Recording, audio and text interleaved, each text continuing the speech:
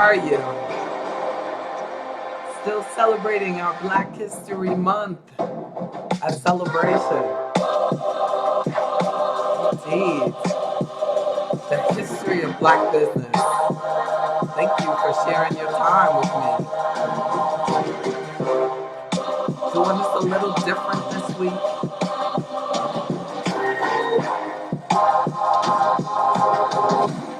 Just want to get everybody, make sure you're awake. Yes, indeed. Happy Friday.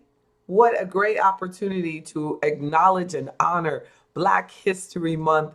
And how about talking about Black business? Please, if, I see you, but I can't see who you are because you're not in the studio. Please chat so that I know that you're there. Well, I know your name. I can see you. Thank you so much for hanging out. Please chat. I can see your comments. And it kind of lets me know that the technology is on point too.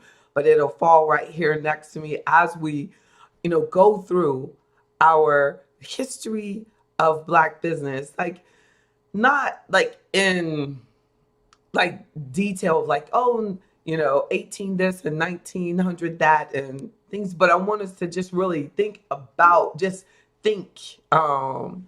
together about how business has impacted us historically, how Black business has been approached. And I found some interesting research from Harvard Business Review that I want to share. Thank you, Mr. Jones, for logging in. Thank you, Star, for logging in. This is a little different, but the topic is so important. I wanted to make sure that I take this opportunity to share with a little bit more people. This is our AfroEconomics Business Network. And we're just taking some time from our business network to actually think about the Black History Month. And it seems different. I don't know, but just since we've been in this pandemic, celebrating anything takes a little bit more effort. So I appreciate you all taking a moment away from the things that you're doing, to acknowledge Black History Month. And then let's just think about the history of Black business and the future of Black business as well. So thank you, Mr. Jones. Good to see you. How you doing, Ms. Walton? Good to see you. Yes, indeed. Mike has a turn on his camera. I see you as well. Star, thank you so much. And then don't hesitate. I see we also have in the chat, I can't see your name, but I see you. Please chat, say hello, and Phil, don't hesitate to share your comments, your questions as we move along. So here's some key things I want to share with. Let's start with the history of Black business.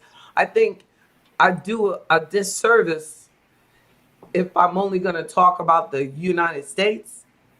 Then I should say the history of Black business in America, because that's kind of what we do. But the history of Black business goes way before America started. So if we look at a global perspective, we have to admit, unfortunately, Africa has historically been neglected in the study of management and industry and entrepreneurship. Africa is just dismissed way too often as being primitive, and that there's no history there when it comes to business, when we know, even biblically, there's history of business in Africa. And there's so many African business philosophies that we could study, African traditions that we could study. And there's also the long history of just business in Africa that I would love, to get more information on it. And there's so many entrepreneurs, African entrepreneurs, that have left their mark on the commerce in Africa. But during the time of colonization, a lot of those businesses were attacked. But pre-colonial Nigeria, there was this guy, Jaja of Opobo, and that's Opobo. He built a huge business empire, and he was even praised in the 1800s for his organizational skills.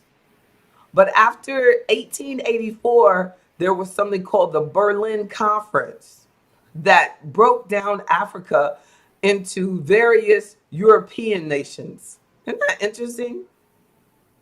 I had no idea. They took Africa and broke it down into European nations. So that's where the colonization comes from. So can you imagine, you know, like Malcolm X says that Plymouth Rock landed on us? Can you imagine what happened to the African businesses at that time? So the British government exiled this business leader and kicked him out of his own country. And it became a pattern of disrupting Black entrepreneurship. And you can study even more of that. There's a Guyanese scholar that talks about it named Walter Rodney. And he talks about how Africa was exploited and underdeveloped during the period of colonialism. Did you ever think about that? Yeah. Huh? Yeah. I have some books on myself about that subject right there. And this discussion, like, for me, it helps me start thinking about the complexity of Black business outside of the traditional things that I see or have been given, and think more about, whoa, and to realize that, to have the opportunities that I have, so many generations before me didn't have that opportunity. So to think of, to have like Black History Month without an emphasis on entrepreneurship and Black business and developing businesses is, our responsibility as AfroEconomics to bring these discussions forward. And I appreciate your enthusiasm and those of you who are in the studio with me, those of you who are listening, that give me the opportunity, because I think that if people thought their audience was bigger, if they thought that people really cared, like sometimes we can get into business and just feel not even care or not even think about like who opened the doors, like how did I get here? How did I get this opportunity? Who fought for that? There were so many people who lost everything so that I could have a little something and you could have a little something. And not something. Just look over it. So this is in a Harvard Business Review article. A lot of the context of this discussion that I want to reshare. And the topic was why business schools need to address Black history, but why Black business owners need to address Black history. I don't know of any other Black business group who's, talking about this right now. And that's why we're here. That's why it's important. And that's what we're here to do. That's why we have our free membership. So if you're a business owner and you're out there and you feel alone, know that you have have a support group. AfroEconomics is here for you to help you know that you're not the only entrepreneur. You're not the only, there's a lot of people with dreams, a lot of people that are still working and are thinking about what can we do, what can they do even as they work to contribute to society and even help others build their business, build their dreams. So historians, just according to the Harvard Business Review article, Inspiring Minds, why business schools need to address Black history. It argues that historians have underplayed the role of slavery in fueling or creating the Industrial Revolution. Historians are certain that capitalism and slavery are linked. And many scholars have argued that slavery has been wrongfully taken out from the stories of from the studies of history of management and economic growth. See, the business schools are not acknowledging the impact of slavery on the U.S. economy. That's what I'm saying. And they're saying that because of that, because they don't want to talk about the slave trade. They don't want to talk about, but we know that even Wall Street was ignited and created basically because of the slave trade. They started trading companies, but they were mimicking what they used to do with the trading of our people.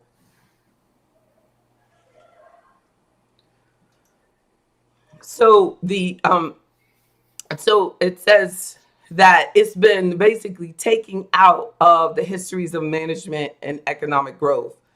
And a Howard University professor, Eric Williams, he was the first prime minister of Trinidad and Tobago.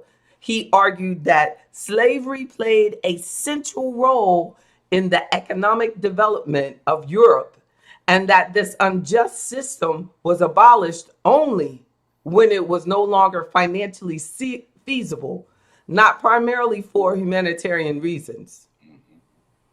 And, it's time for us to acknowledge that ourselves, that, wow, we have made a huge contribution to the economic system.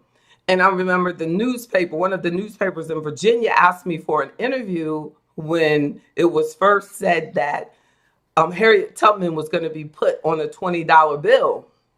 And my statement was, how fitting for her to be on money, since we are the builders of the American economy.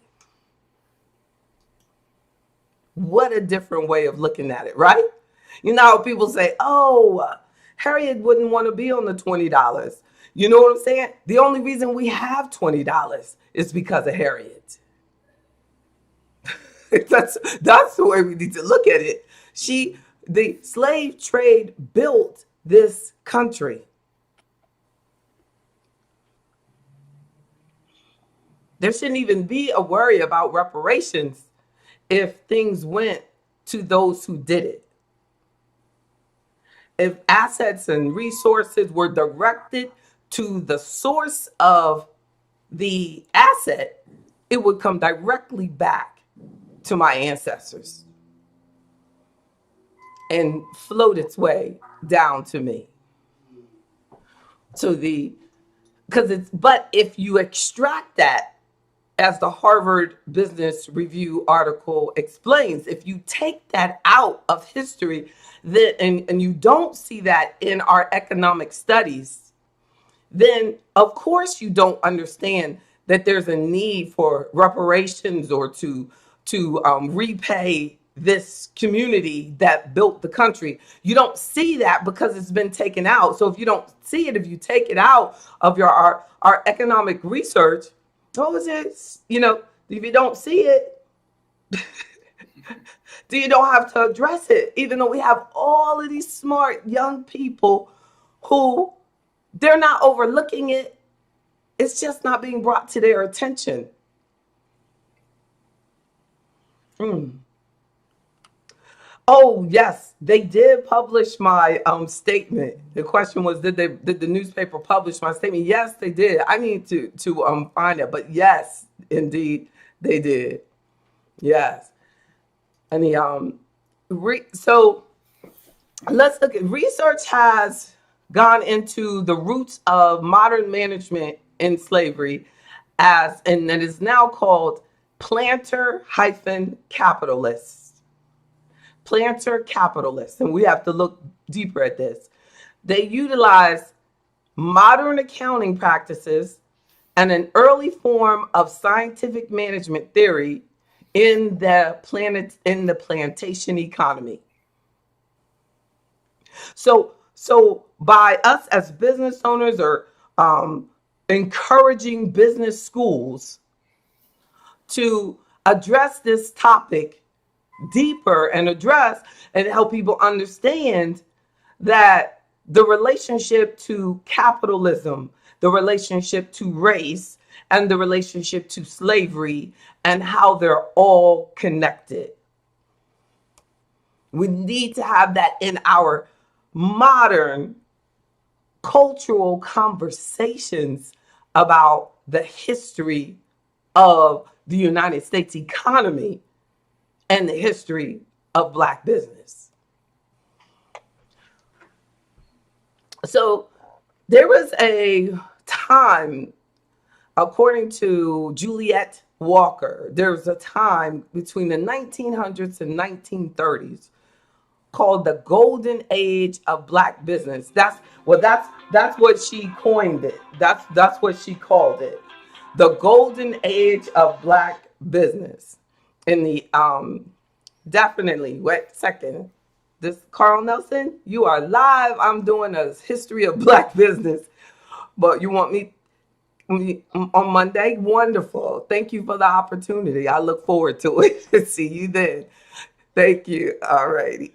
Thank you. Bye-bye. Bye. See, that's what happens when you're a star.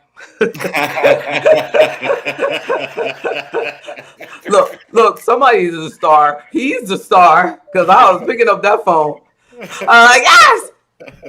See you Monday. Thank you for calling. Thank God. Yes, indeed. But so we're looking at, which I hope that he'll give me some time to talk about, you know what I mean? This topic a little bit more. The history of our businesses, the history of this economy that we have built.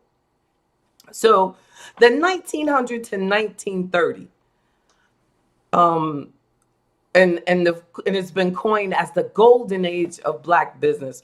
Now, help me not to even suggest, Reverend Bozeman, that you were born during those times, because we all know that you were born in the 70s. So with what exactly? Why do you think she would call it the golden age? I hope it. Oh Lord, this thing is a truck. I'm sorry, the speaker, I can't hear you.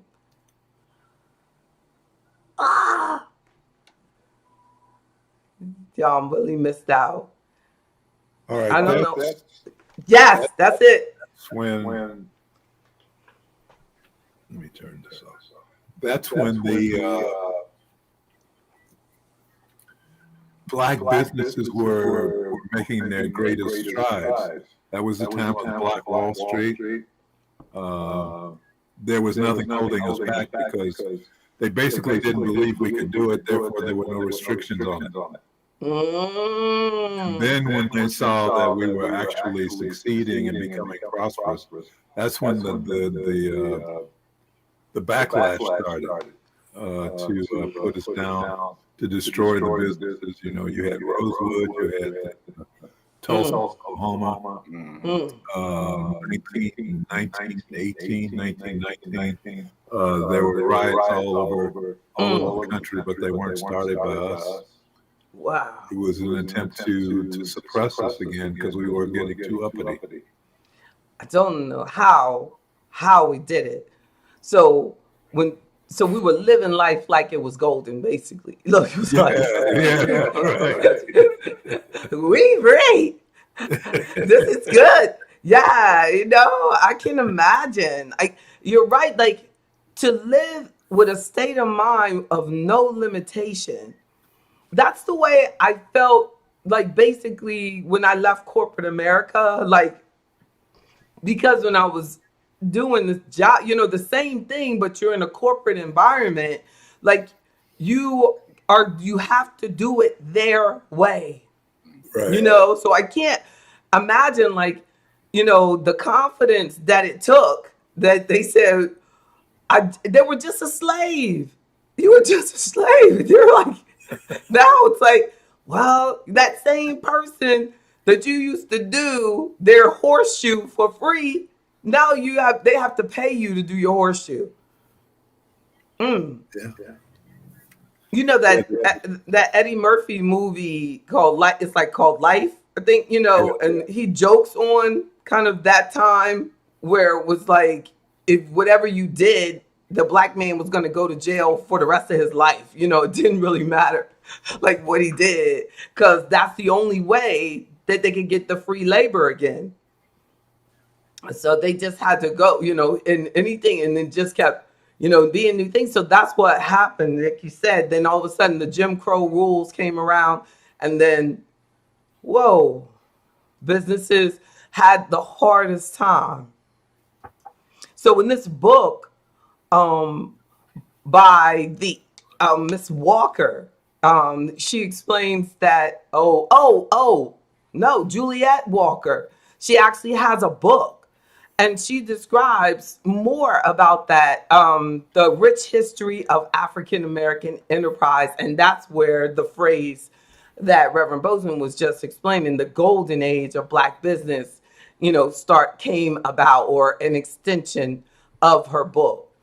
And then it explains, it gives examples of people, and one that really stands out close to my heart because I'm from North Carolina, but also because I'm in financial services, is Charles Clinton Spalding. Does anybody know who he is?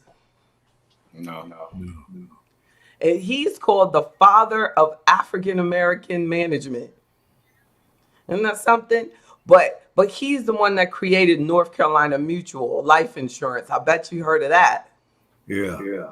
Yes, indeed. Well, he was a manager. He managed North Carolina Mutual. I'm not sure if he started it, but he's recognized as one of the great American business leaders of the 20th century.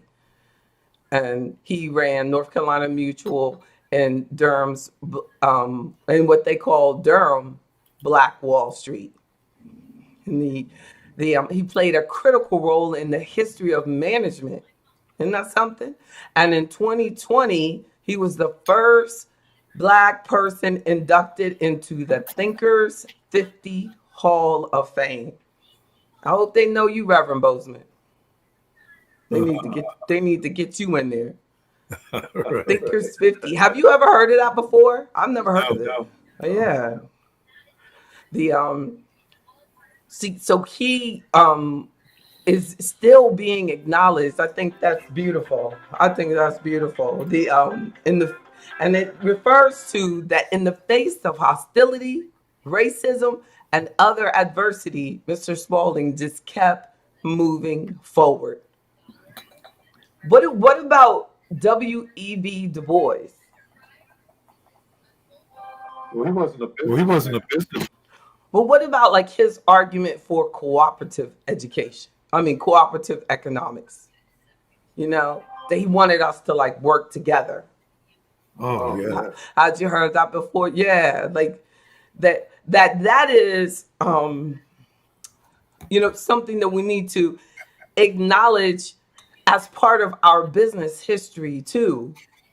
Like, how did that a lot of our beginning businesses came out of what we were able to do together.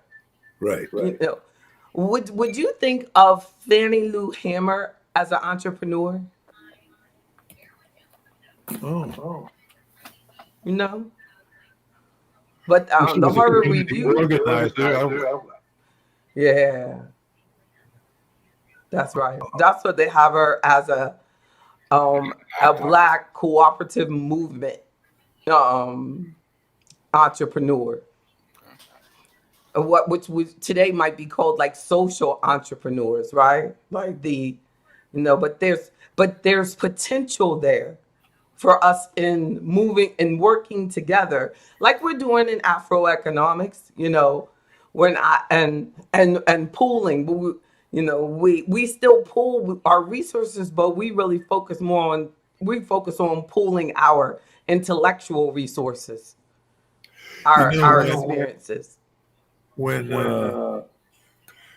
okay, we have the various ethnic communities who work together. The Spanish community, the Asian community. You have their towns, the Jewish community.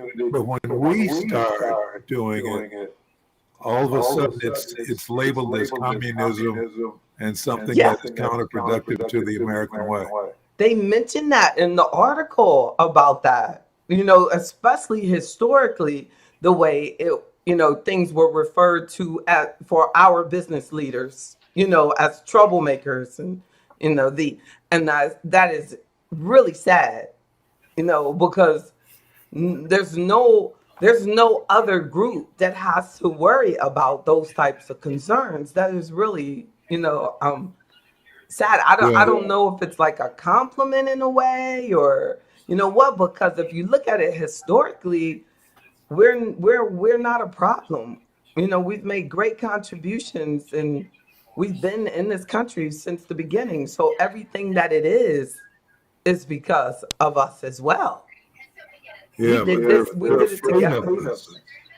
And Yeah. I've been in organizations where, of course, blacks were the deep minority, but whenever more than one or two blacks sat together or started talking together, then they would come It's over and true. say, "Are you guys having a meeting?"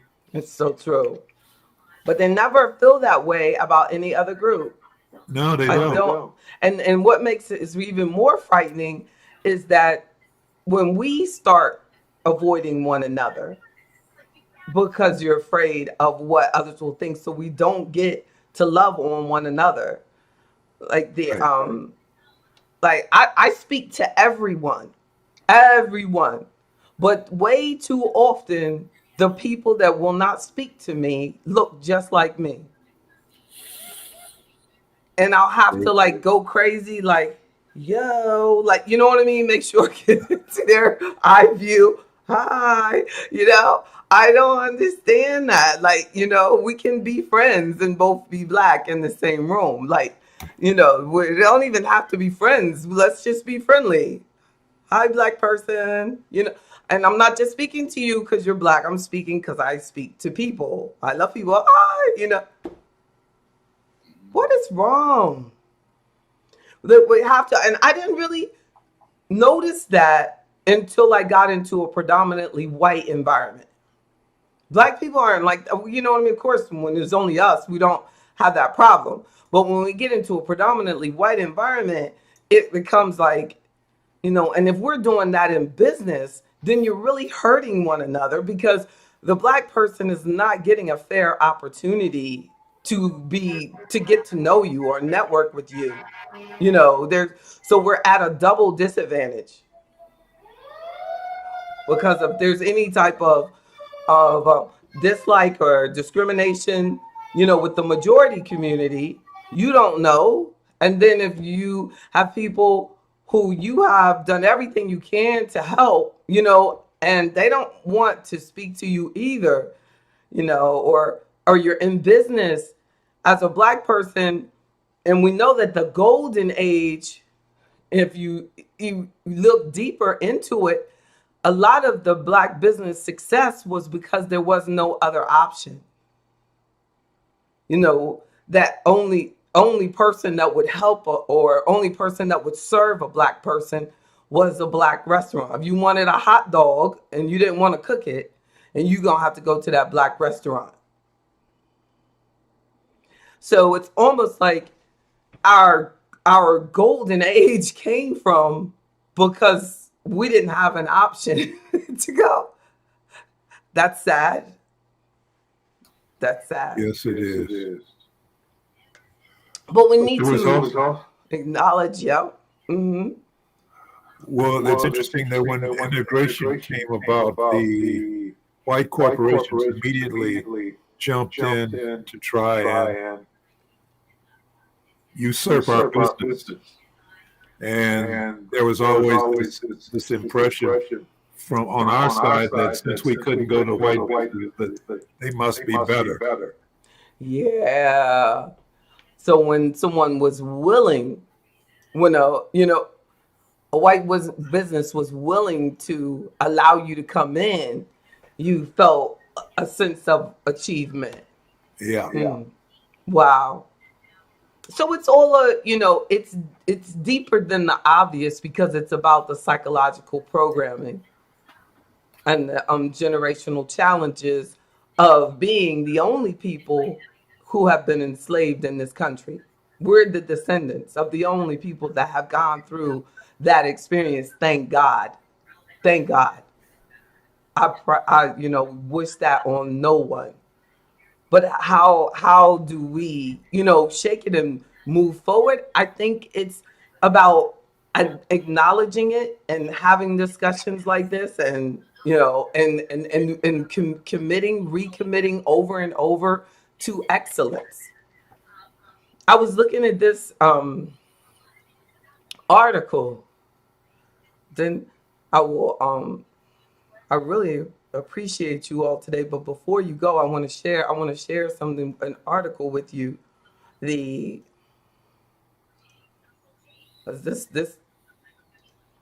and it talks about the top 20 biggest black-owned companies in the U.S.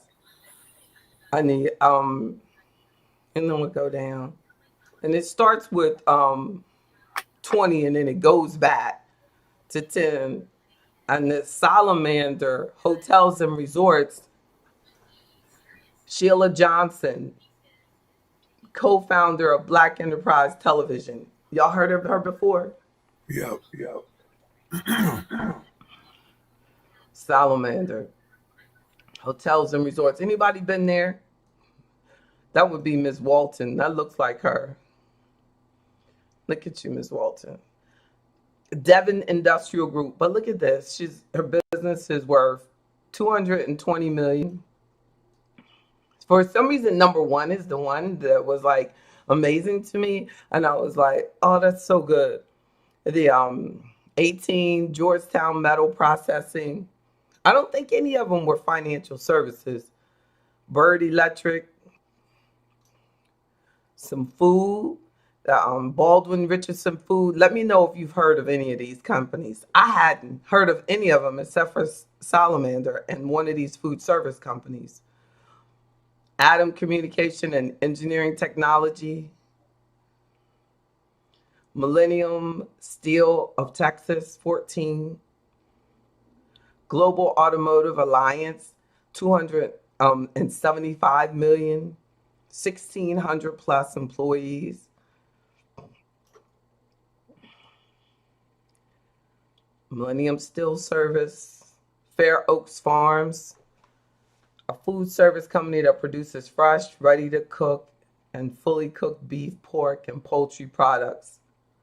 I haven't heard of them. They're founded in 1985 in Wisconsin. Michael Thompson, Fair Oaks Farms. Some of these stuff we don't know, right? And I'm going to go to the top 10. And then on here, Hightower Petroleum, 435 million, 52 employees, only 52 employees, 435 million. Everybody else had a whole bunch of employees. Like, that's good to make that kind of money, and you only had 52 people on payroll. You all feel me on this? For sure. Hightower. Steve Hightower. Doesn't that sound familiar? I don't know. Character. Oh, really? Steve Harvey. Oh, in that show, he was Steve. Isn't that something? Isn't that something? It's a family business providing services in bulk fuel delivery.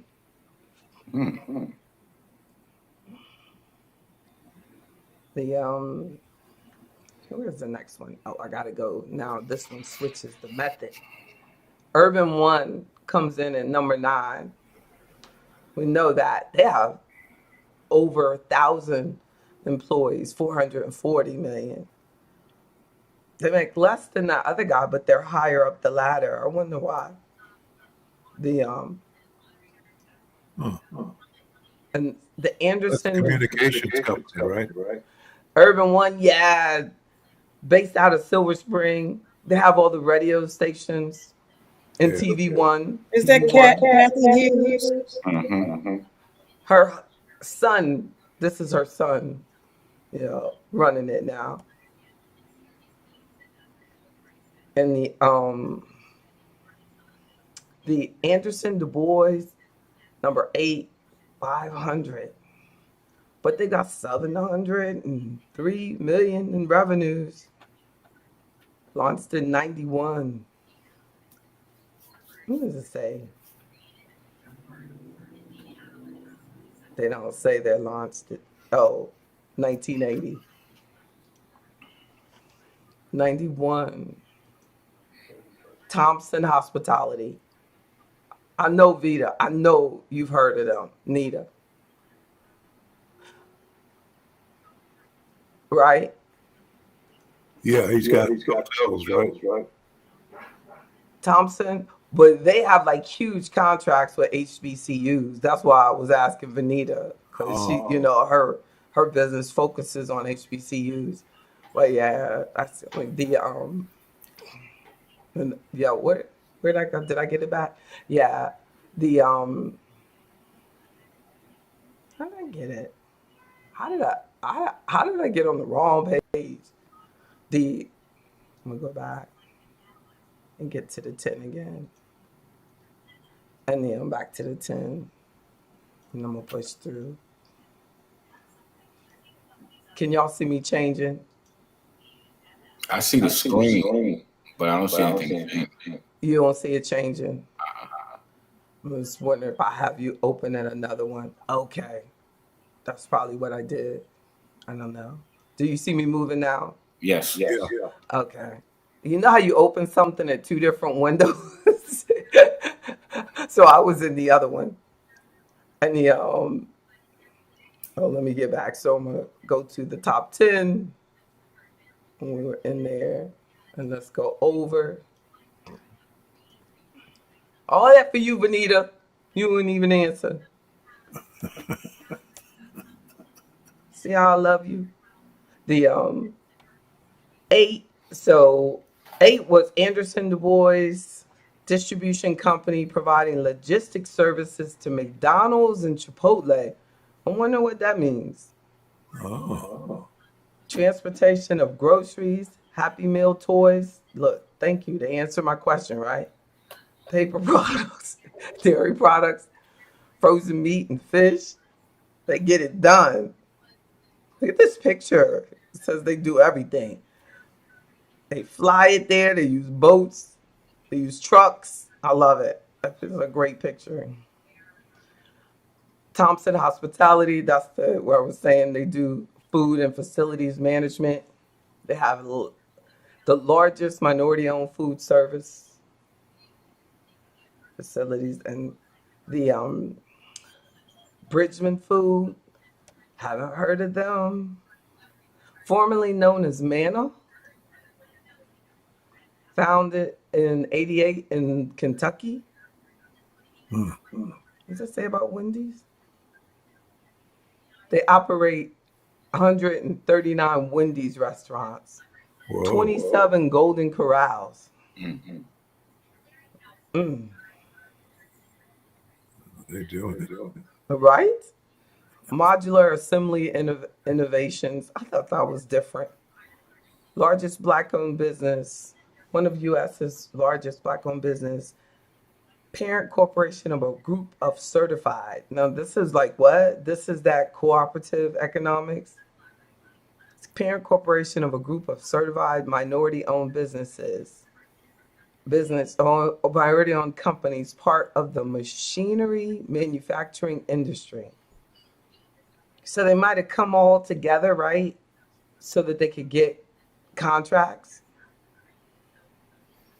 Good idea. right?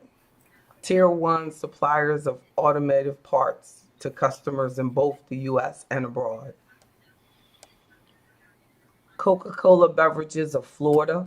That's right. I'm going to Florida this spring and I'm going to get Coca-Cola Beverages. But I didn't even know that they broke it down like that, right? Well, yeah, But they're owned independently. yeah, I don't know that. Independent Coca-Cola beverage bottler. 18 million consumers. Bridgewater Interiors. Automotive seating manufacturing company in Detroit. And that's all. Just-in-time manufacturing. So like, those big companies, when they want to lower their payroll, right? They contract out putting the seats in. Isn't that something? Yeah. At least I know. But some companies send them all the way overseas to put stuff in. Or bring stuff all the way from overseas to put it in. Isn't that something?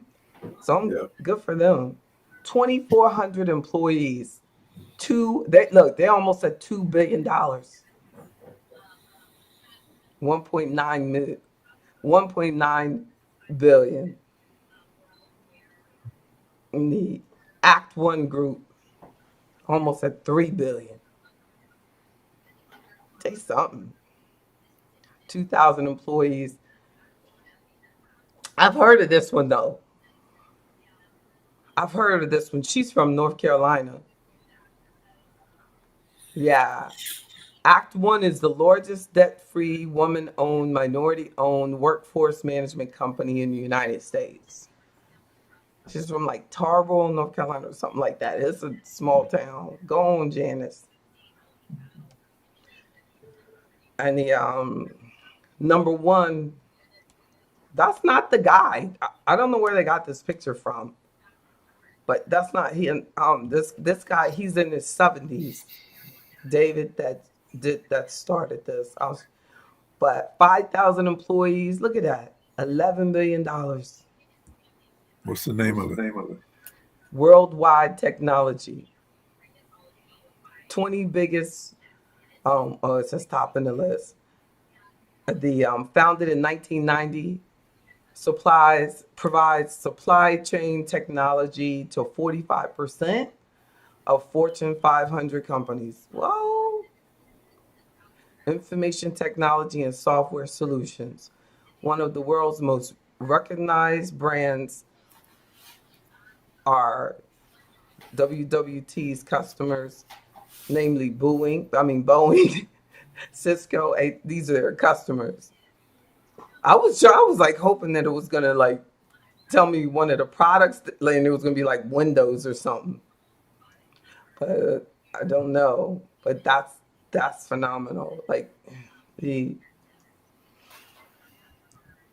started it. Can you see that when I switched over to David's picture? No. You can't. You can or can't. You can't. Oh, okay. No, You still see words. Okay, I'm ashamed.